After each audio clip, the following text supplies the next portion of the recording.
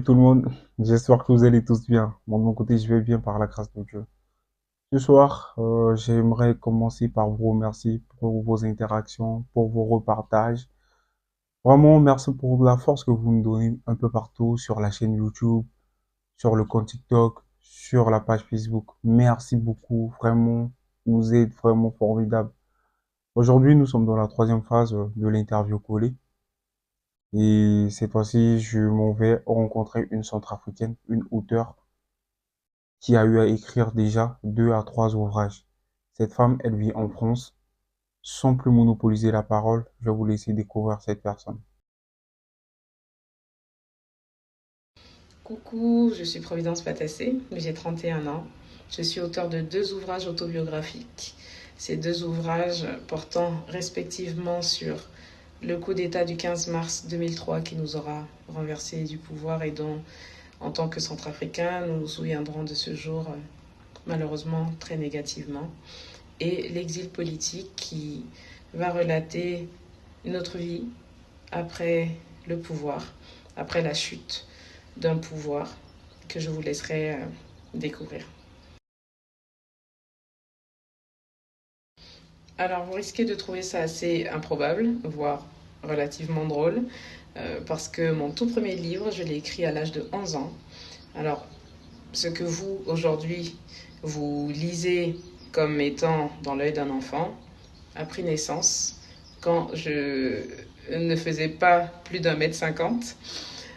Alors, c'est tout simplement parce que j'avais besoin d'exprimer ce que j'avais ressenti, ce que j'avais vécu lors de ce coup d'État qui s'est passé en République centrafricaine, auprès de mes proches, auprès de mes parents, qui eux-mêmes n'étaient pas sur place ce 15 mars 2003. Et comme je n'avais pas d'aisance orale, je n'avais pas à cet âge la force de m'exprimer de façon audible. Alors pour moi, la facilité a été de me mettre derrière un écran, derrière un ordinateur et de taper. Donc voilà, tout ce que vous avez aujourd'hui, bel et bien en version papier, eh ben, a pris naissance en 2004. Alors, à mon actif, j'ai 2 ouvrages, notamment Dans l'œil d'un enfant que j'ai dû reprendre. Alors, parce qu'il m'a été volé, mais pour ça, il va falloir le lire hein, pour comprendre les circonstances, les tenants et les aboutissants de cette perte-là.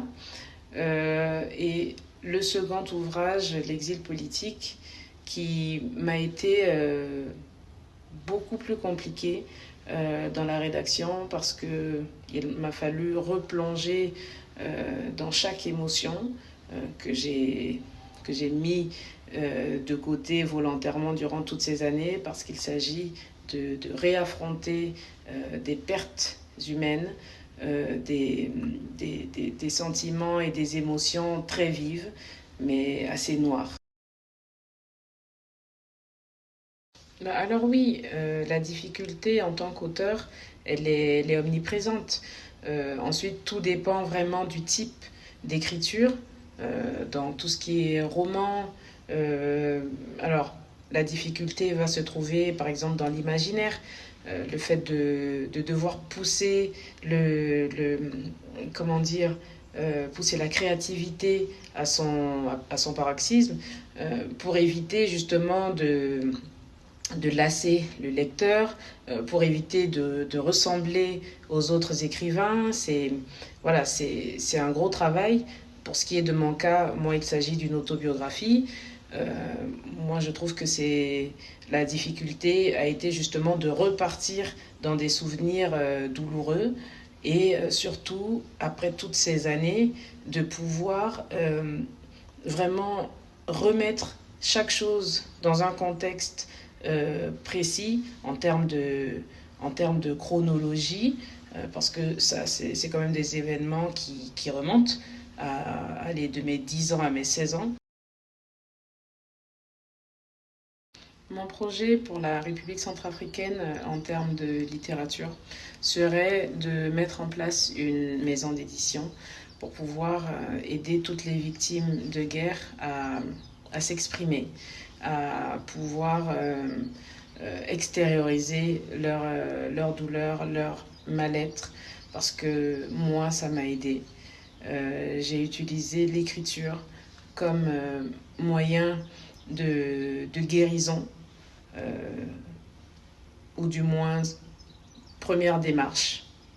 Et je continue ce combat contre justement tous ces mauvais souvenirs-là.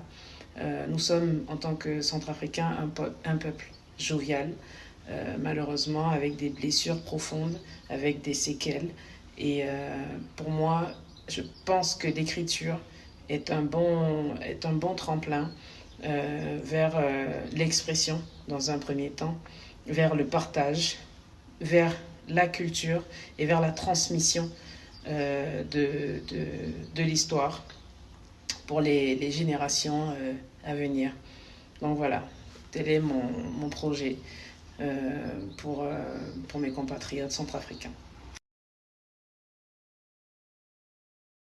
Alors, mon conseil pour toutes les femmes qui souhaiteraient écrire, soyez vous-même, soyez forte, tenez le cap, restez fidèle à qui vous êtes.